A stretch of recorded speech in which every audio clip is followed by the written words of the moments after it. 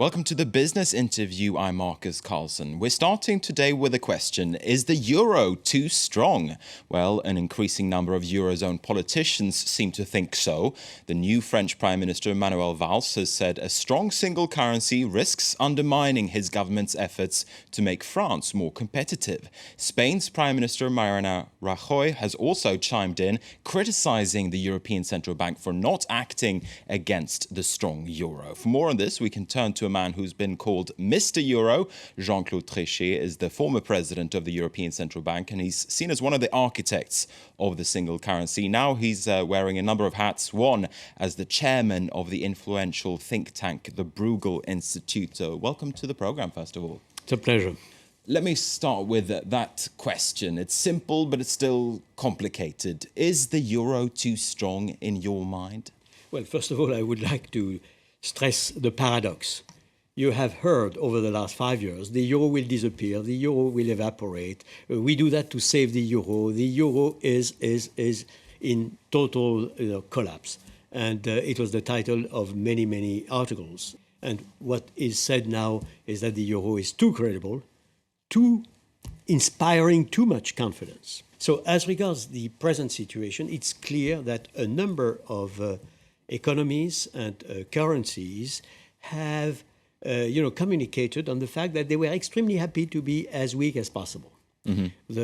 The yen did that, and in a certain manner, through an army of economists, the US dollar and even the sterling. You're referring to the Bank of Japan and the Federal Reserve printing money. I don't think it is wise for the major currency of the world to engage in some kind of race to be the lowest possible. And it's clear that the euro had no fundamental reasons to go upward in the most recent period of time. But to tell the central bank that it is its fault is not appropriate, in my opinion. I mean, it's a very complex set of circumstances. But we are that seeing being this... said, the central bank has said that it will do all what it can to utilize the best weaponry possible in the present circumstances to avoid the materialization of a deflationary risk. You're referring there to Mario Draghi saying that he's ready, if need be, to go into the bond markets and to engage in so-called quantitative easing, which the Federal Reserve has done, the Bank of Japan has done, the Bank of England. You don't think at this point that it is time to go down the same route? The IMF has said that the ECB should do so. I think that we have to beware from an optical illusion. The Central Bank of Europe is concentrating on the commercial banks and gives the commercial banks all the liquidity they need without any limit. They have a guarantee that they could have all the liquidity they need. If it is twice as big an amount as it is today, it would be twice. So we do not have to do the same unconventional measures as the US, where the banks are not playing a big role. The markets are playing 80% of the financing of the economy. So for the US, you purchase massively on the market. It's not the case in Europe. It is not because the Europeans are doing less. It is because they are concentrating on what is important in Europe. That doesn't mean that we cannot intervene on markets also. We did that on the private bonds market. When you bought Greek bonds, when you were in office. No, I'm speaking of the private covered bonds. When I was president, we did that. We can do that again. We can do that with other securities, private securities. As regards the public securities, namely the treasuries, you remember we intervened in the past. The OMT is an insurance policy that the central bank could purchase such treasuries. But we've heard that message. We could intervene. Isn't it time to intervene? For instance, we have the deflation threat, which is looming. That there is this dark cloud of deflation hanging clear. over the Eurozone. And again, if I am ranking the possibility that the central bank has, I would say first, lower the present rates, and in particular, the main refinancing operation rates, which is at 0.25, you can lower that. You can or not touch, which is extremely delicate, to the rate which is paid on the deposits that the banks have with the central bank. They are at zero. They could go downward, but they could turn negative. No other central bank did that. I mean, big central bank did that. The Riksbank did it. Yeah. The Swedish central bank. I'm mentioning the US, Japan, the UK.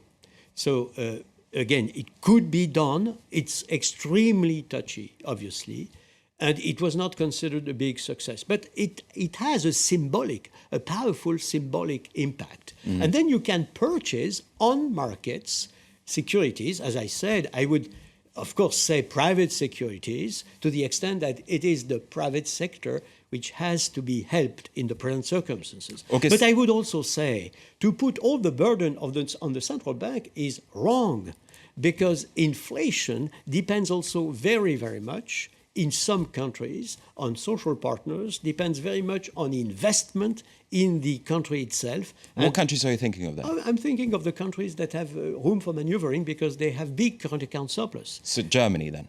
Germany and others. It's not only Germany. And I would advise those countries to invest in their own economy, because otherwise they are obliged to export capital massively. If you have a 6.5% current account surplus, it means that you have to export 20% of your GDP every 3 years in investment in the rest of the world.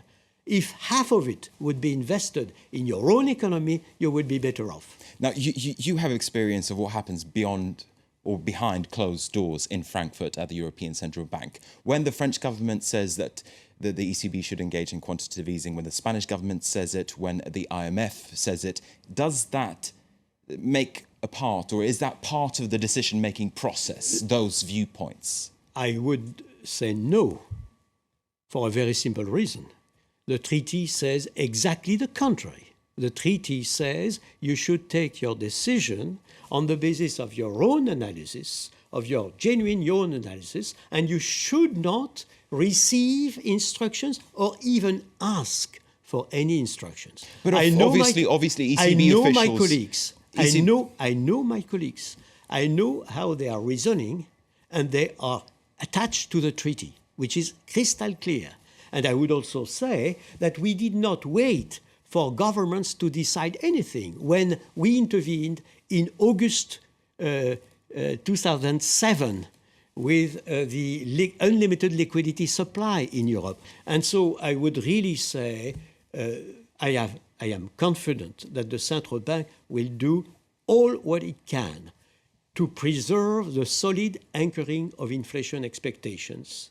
It is crystal clear that for the central bank to continue to preserve this anchoring is of the essence against deflation as it has been against inflation. You mentioned the behavior of Eurozone governments. Now, the new French Prime Minister, Manuel Valls, he said that he wants to renegotiate the pace at which France cuts down its budget deficit. France has pledged to cut down its budget deficit to 3% by 2015. Now, Manuel Valls says that, hang on a minute, maybe we should think about that again in order not to hurt the French economy. What do you make of that, this potential renegotiation? Well, again, I will see exactly where we are going, because it seems to me that it is not, at the moment I'm speaking, clear that France will not meet its commitment. And don't forget that these commitments have been taken after a previous negotiation. So these commitments are taken for real, in my opinion, by the rest of the world, and not speaking only of Europe.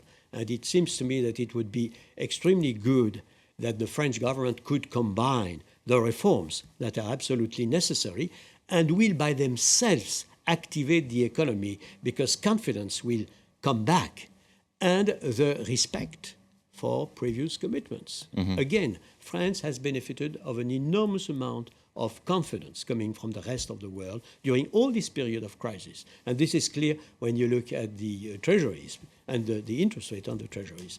So I would say France deserves this credibility, this confidence, but it mustn't and use has to the be trust. fully aware of the fact that this is based upon meeting commitments. I want to turn to Greece briefly here towards the end. Greece has come back to the international bond markets, selling 5-year bonds for around about 3 billion euros.